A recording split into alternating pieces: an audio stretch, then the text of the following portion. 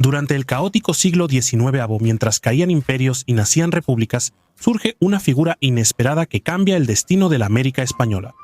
Un noble austriaco primo de don Pedro II llega al Nuevo Mundo soñando ser emperador de un México en ruina. ¿Cómo nació la idea de este plan? ¿Por qué instaurar una monarquía en México en medio del caos y la guerra? ¿Quién estaba detrás de esto y financiando este plan? ¿Y cómo esta aventura idealista tomó un giro trágico al final? Desde su independencia de España en 1821, México enfrentó turbulencias políticas y sociales.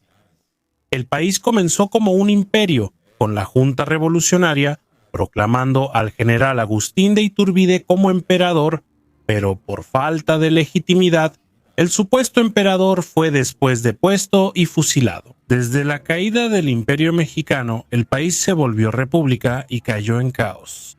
En poco más de 40 años de independencia, el país tuvo más de 36 presidentes. Antonio López de Santa Anna ocupó la presidencia 11 veces. Implementó políticas que hicieron que México perdiera la mitad de su territorio ante Estados Unidos. Así, México, un país dividido, derrotado y lleno de conflictos internos. La situación del país empeora con la llegada al poder del político liberal Benito Juárez. Los liberales de su partido, a través de la Ley Lerdo, obligaron a que los bienes de la Iglesia fueran expropiados por el Estado y vendidos a particulares.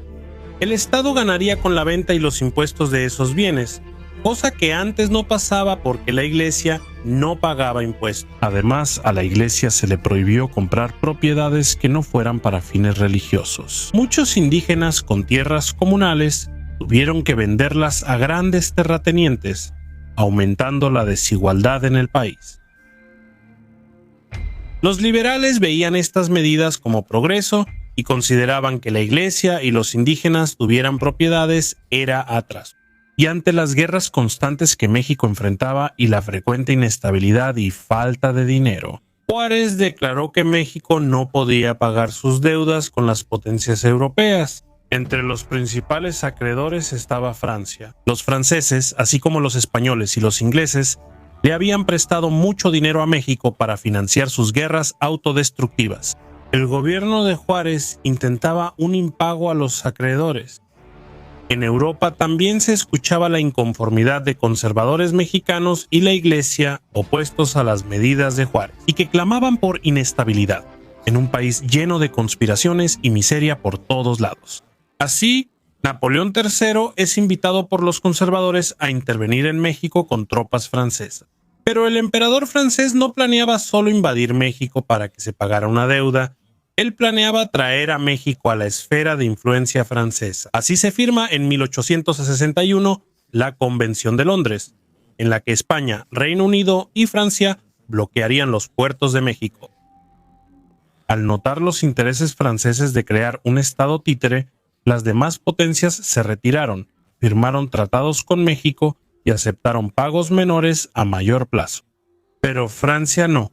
Ocupa la mitad de México y llega a ocupar incluso la capital, la Ciudad de México, ahí, bajo la ocupación. Los franceses buscaban un gobierno que contara con el apoyo del pueblo mexicano, y para lograrlo planeaban entronizar a un líder pro-francés. La idea de Napoleón parecía genial. Estados Unidos estaba inmerso en una terrible y costosa guerra civil, y por lo tanto, impedido de hacer cualquier cosa. Por su parte, México estaba sumido en la miseria. Con una crisis institucional interminable, México estaba sumido. Agustín de Iturbide, general mexicano que se volvió emperador, sufrió por no tener la legitimidad suficiente. Pero Napoleón III resolvería ese problema trayendo a un descendiente de la Casa de Habsburgo al trono mexicano. La dinastía Habsburgo gobernó el Imperio Español por más de 200 años, hasta perder la Guerra de Sucesión Española en 1714, quedando el trono castellano como monarquía de Lisboa. De ese modo, Napoleón lograría cumplir varios objetivos al mismo tiempo. Traería a México a la esfera de influencia francesa, al mismo tiempo que agradaría a los conservadores mexicanos y daría una buena imagen al Papa por combatir a los liberales mexicanos. E incluso importaría otra monarquía a las Américas, además de la que ya existía en Brasil, mostrando al mundo que la monarquía era el mejor régimen. Francia planeaba crear un Estado moderno, mostrando que el mejor destino para las repúblicas de América sería convertirse en monarquías y no seguir el modelo estadounidense de república, generando otra gran esfera de poder en la región. Y el monarca invitado a asumir el trono sería un joven gobernante del norte de Italia, llamado Maximiliano, quien era el hermano menor de Francisco José, archiduque de Austria. Gobernó el virreinato de Lombardía-Veneto, estado del norte de Italia, bajo el Imperio Austriaco, y era heredero al trono. Si su hermano moría sin hijos, él era nieto de Francisco I y sobrino de la emperatriz Leopoldina de Brasil.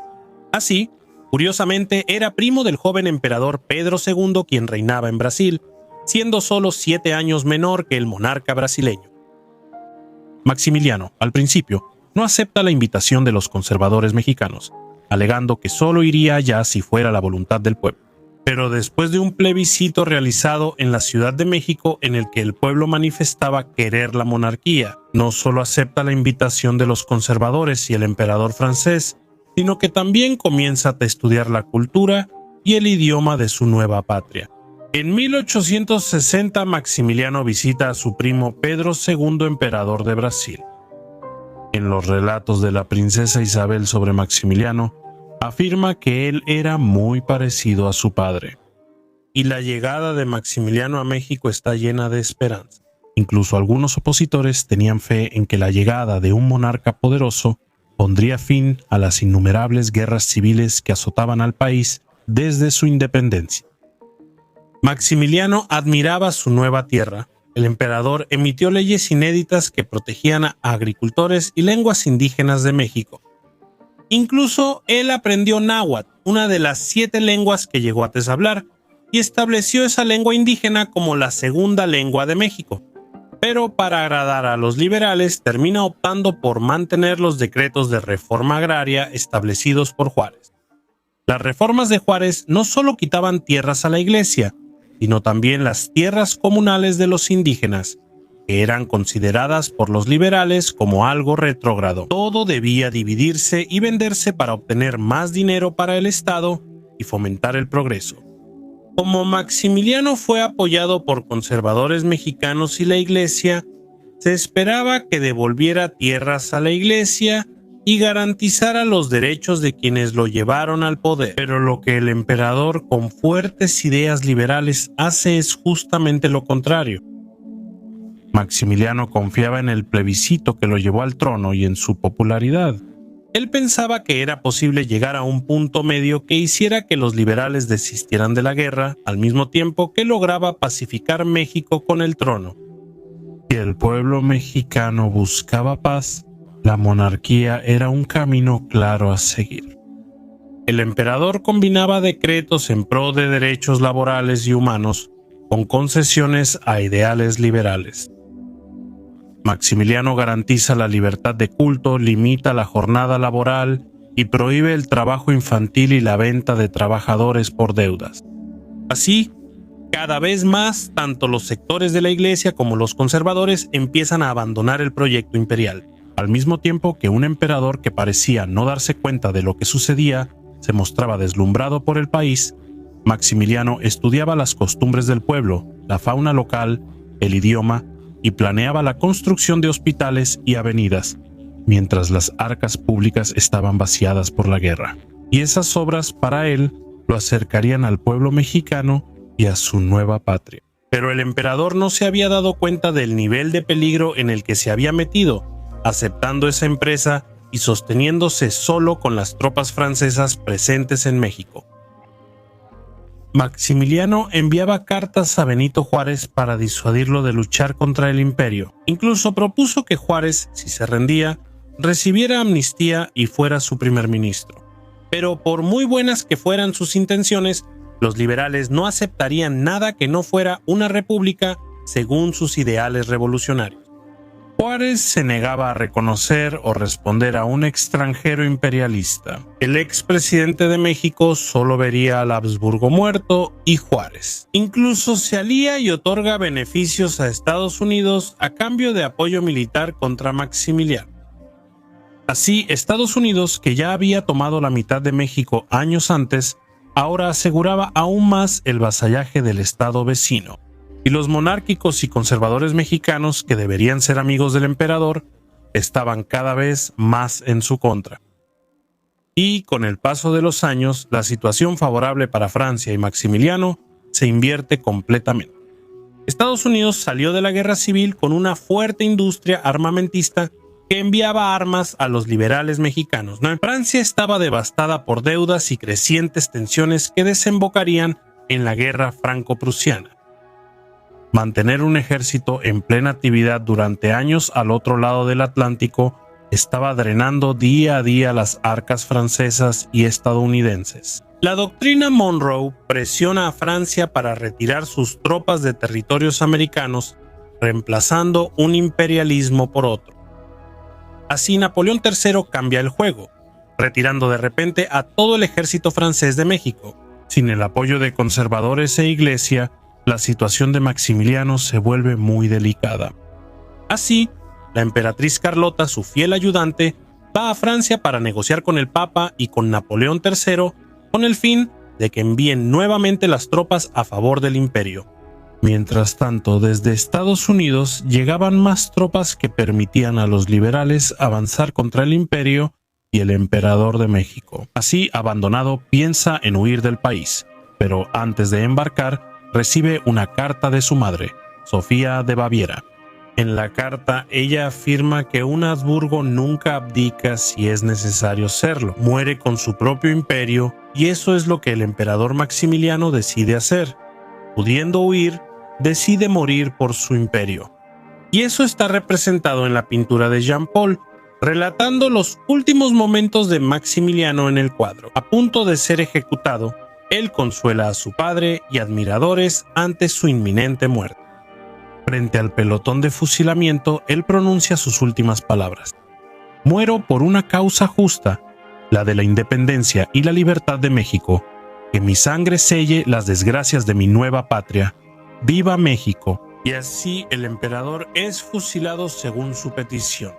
Las balas alcanzan su corazón, pero no su rostro, para que pudiera ser reconocido por su madre, su esposa, Carlota. Con el tiempo decae en Bélgica, aferrada a la heroica figura de su esposo, y termina desarrollando problemas mentales, discutiendo constantemente consigo misma en los 5 idiomas diferentes que hablaba. Pero quizá la crítica más impactante de la historia de Maximiliano esté en la pintura El fusilamiento de Maximiliano, del francés Édouard Manet. En esa pintura, los fusiladores llevan uniformes franceses, no del ejército mexicano, y uno de los soldados que prepara la bala tiene el rostro de Napoleón III. Era una crítica a la política del francés, que prácticamente condenó a un ingenuo emperador a la muerte, incitándolo a embarcarse en una aventura desmedida al otro lado del mundo y luego abandonándolo. Benito Juárez continúa gobernando México, consolidando la República pese a futuros golpes y conflictos internos. La propaganda mexicana inmortaliza a Benito como un gran héroe nacional. Maximiliano visto como un soñador ingenuo, invasor imperialista y emperador más interesado en coleccionar mariposas que en gobernar. Como la historia la cuentan los vencedores, esa es la imagen de Maximiliano que se sigue reproduciendo hasta hoy en las escuelas de México. Pero el hecho es que Maximiliano representa mucho más que eso. Él representa todo el modelo de Estado que México podría haber sido. Es un ideal liberal y conciliador de monarquía ilustrada. También muestra la creciente influencia continua de los Estados Unidos de México, alejándose cada vez más de su pasado español en favor de un ideal revolucionario. Así Maximiliano, al igual que su primo brasileño, Pedro, sería el último monarca de su país. Un país donde no había nacido, pero por el cual decidió dar la vida y al cual murió amando. ¿Conocías la historia de Maximiliano I de México? ¿Qué te sorprendió más? Así que deja tu comentario ahora mismo para fortalecer nuestro trabajo y aprovecha para hacerte miembro del canal en este momento. Así podrás profundizar y conocer aún más la impresionante historia ibérica.